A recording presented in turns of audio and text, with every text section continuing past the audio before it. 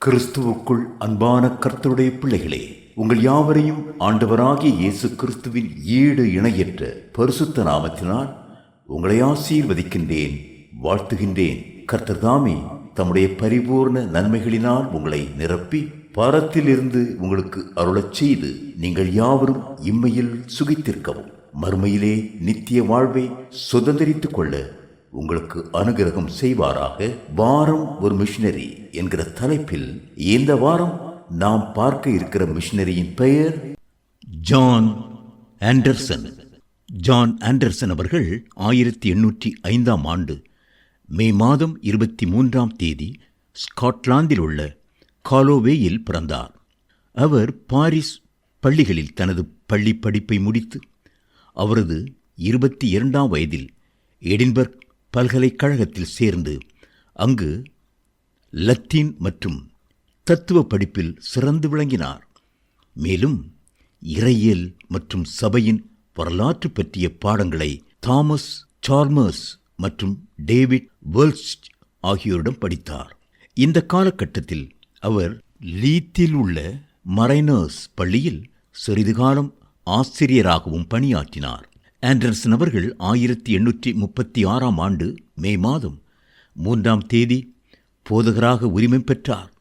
அவர் இந்தியாவில் ஏற்கனவே ஊழியம் செய்து வந்த அலெக்சாண்டர் டஃப் அவர்கள் எழுதிய கைப்பிரதி ஒன்றில் இந்தியாவில் கல்வியின் அவசியத்தை குறித்து படித்தார்.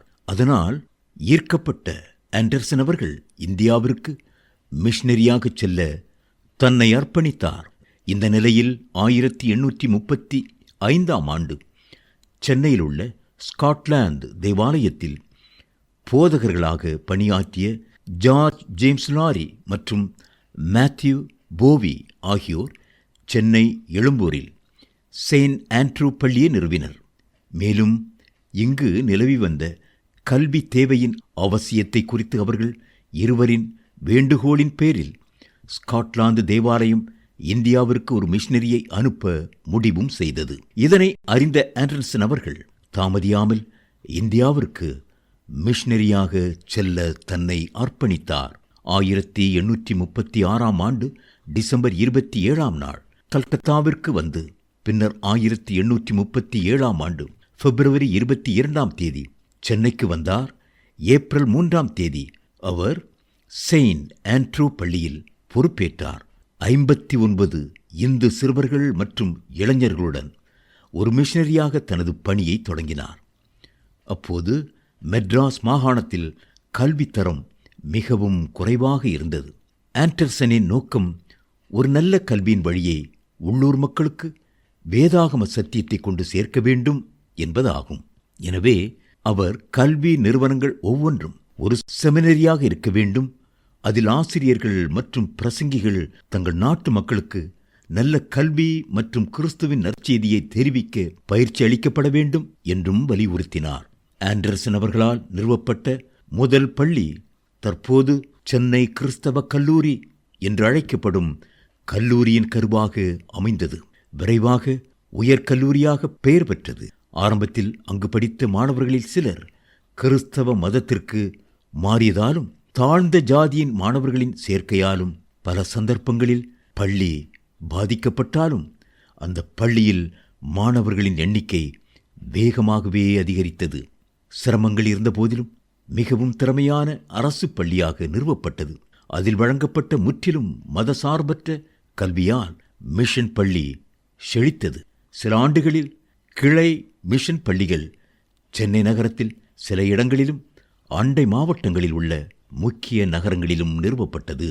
1841 ஆண்டில் அவர் மூலம் சுவிசேஷத்தை அறிந்து இயேசு கிறிஸ்துவை தங்களது சொந்த இரட்சகராக ஏற்றுக்கொண்டு இருவர் ஞானஸ்நானம் பெற்றனர். மேலும் 1846 ஆண்டில் அவர்கள் இருவரும் போதகர்களாக பிரதிஷ்டையும் செய்யப்பட்டனர். ஆண்டர்சன் அவர்கள் 1847 ஆண்டு ஜனவரி 29 மார்க்ரெட் லோச்சர் அவர்களை மணந்தார். சென்னை மாகாணத்தில் பெண் கல்வியின் தேவை விரைவில் ஆண்டர்சனின் கவனத்தை ஈர்த்தது. தாழ்த்தப்பட்ட சாதி பெண் பிள்ளைகளை பள்ளியில் சேர்ப்பது அவருக்கு பெரிய சிரமமாக இருக்கவில்லை. ஆனால் உயர் ஜாதி பெண் பிள்ளைகளின் விஷயத்தில் சிரமம் இருந்தது.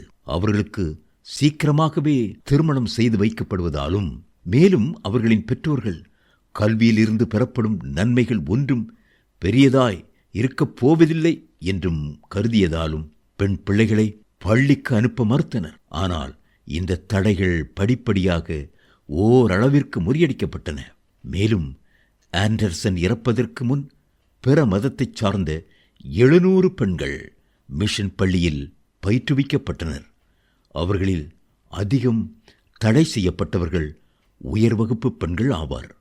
அவர்களுக்கு இந்த பணியில் மார்கரெட் லோச்சர் அவர்கள் பெரிதும் உதவினார். ஆண்டர்சன் அவர்கள் 1849ஆம் ஆண்டு ஸ்காட்லாந்திற்கு மீண்டும் விஜயம் செய்தார். அப்போது அவர் மூலம் முதன்முதலாக ரட்சிக்கப்பட்ட ராஜகோபால் என்பவரும் உடன் சென்றார்.